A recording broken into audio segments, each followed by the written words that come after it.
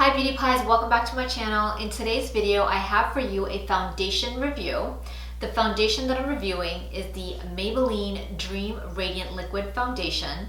This foundation has been in the market since the beginning of this year and has gained quite a bit of popularity. So I thought I would review it for us to see what it's all about. I am wearing the foundation on my face right now, and in just a few, I'm going to apply it onto my bare face, and I'll show you how I do that so that you can see the consistency of the foundation as well as how it looks like underneath concealer and powder. So before I do that, I'm going to share with you some details I found on the Maybelline website which might influence your decision of whether or not you will even want to try this foundation. First off, this comes in a 1 ounce glass bottle with a cap and a pump.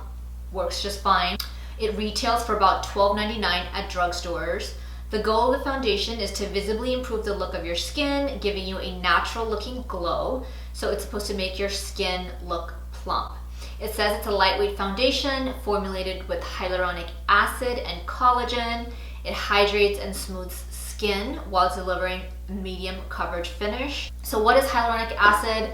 I've been seeing this ingredient in so many makeup and skincare products. I decided to look it up, and according to my sources, Wikipedia, hyaluronic acid is a component of our skin. So you already have this in your skin, but it tends to get depleted over time due to excessive sun exposure. So even though it's called an acid and it sounds harsh, it's meant to be a lubricant and moisturize your skin.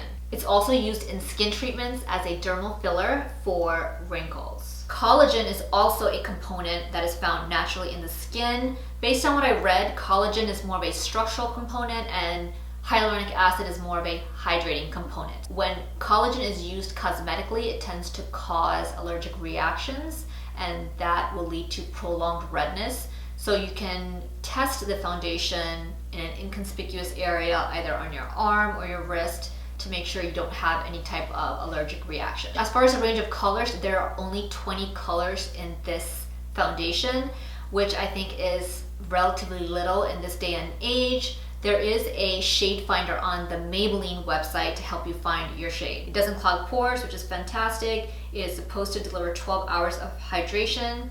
I also like to know whether the foundation is formulated for dry or oily skin. Most of the time, manufacturers, I feel like even if it's a hydrating or luminous foundation, they still say it's good for all skin types. But for this foundation, they specifically note on the website that it's perfect for dry skin. So generally, if you have oily skin, I would think that this is a foundation that you might want to avoid. But sometimes oily skin is also caused by excessive dryness of the skin. So if that's the issue you're having, it might be something that will be helpful for you. So here's the list of ingredients. I always check the list of ingredients because I have an allergic reaction to coconut oil on my lips. So I don't use any skincare or makeup product with coconut oil on my skin.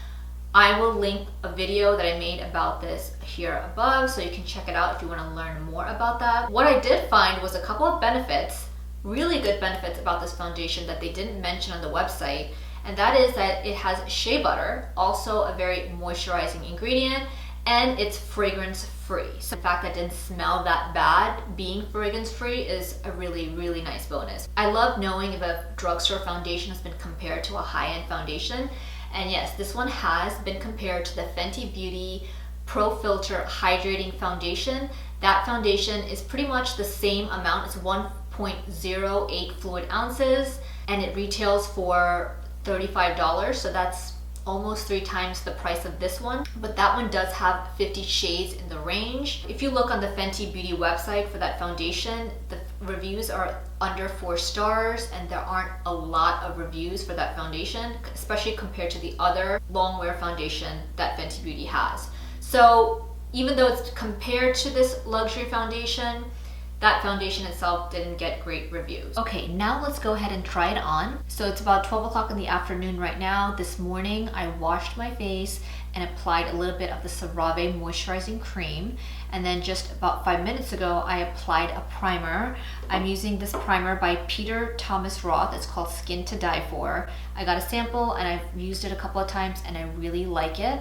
It is a mattifying primer. The first few times I used this, It was great. I didn't feel any dryness at all, but when I put this on and waited about 5 minutes to apply foundation, I noticed that this had a little bit of a drying effect. The area around my nose was just getting a little itchy, so I would use a very light hand on this. So I'm going to start with one pump of the foundation.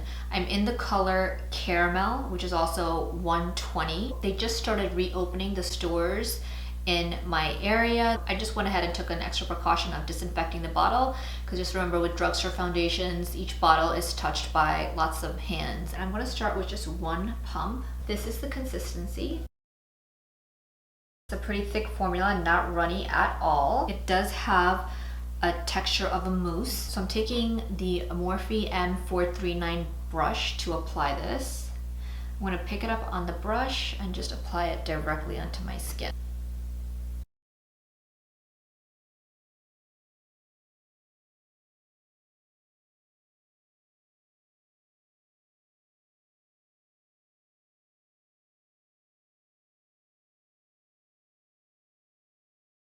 So I picked up most of the one pump on my brush, and I feel like that was enough for just one side of my face. There is a little bit left, but that's definitely not enough for the other side. So I'm going to go ahead and get another pump.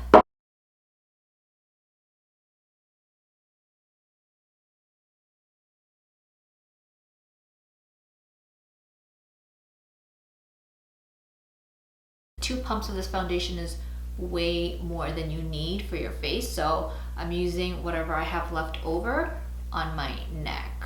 So this foundation applied really nicely and evenly, but you can probably tell it is too dark for me. However, the color above it is a better color for my skin tone, but it has pink undertones. I want to do a video on undertones soon, because it's something that confounded me, but it makes a humongous difference when you understand undertones, and it makes it easier for you to find the right foundation. So I prefer to go darker. You can add concealer and lighten back up in the center of your face, but if you go with the wrong undertone in your foundation, you will look washed out. When I say washed out, I mean like the color has been drained from your face. I did try the shade right above it. It's called Honey Beige, and that's what it did. It was the right color, but it had this white cast, which made me look washed out because of the pink undertones in that foundation. So even though this is a tad bit darker, it actually, I feel like I look just more bronzed. I can feel this foundation on my skin, so I wouldn't agree with the claim that it's lightweight.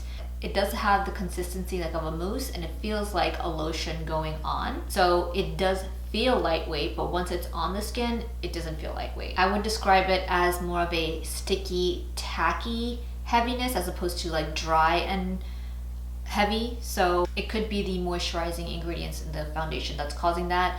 As I said, it's got shea butter, the hyaluronic acid, and the collagen. So I'd already tried this foundation on when I first got it. I had it on throughout the whole day, and I noticed that it got dewier as the day went on. So whatever level of dewiness you have when you apply it, you can expect that it's going to get a little bit dewier throughout the day, which is pretty typical, I think, for everyone. We all tend to get a little bit more oily throughout the day. I'm gonna go ahead and apply the rest of my makeup. I'm planning to skip the contour. Outside of that, I'm going to be using products that I've used before, and I'll list them all down in the description box below.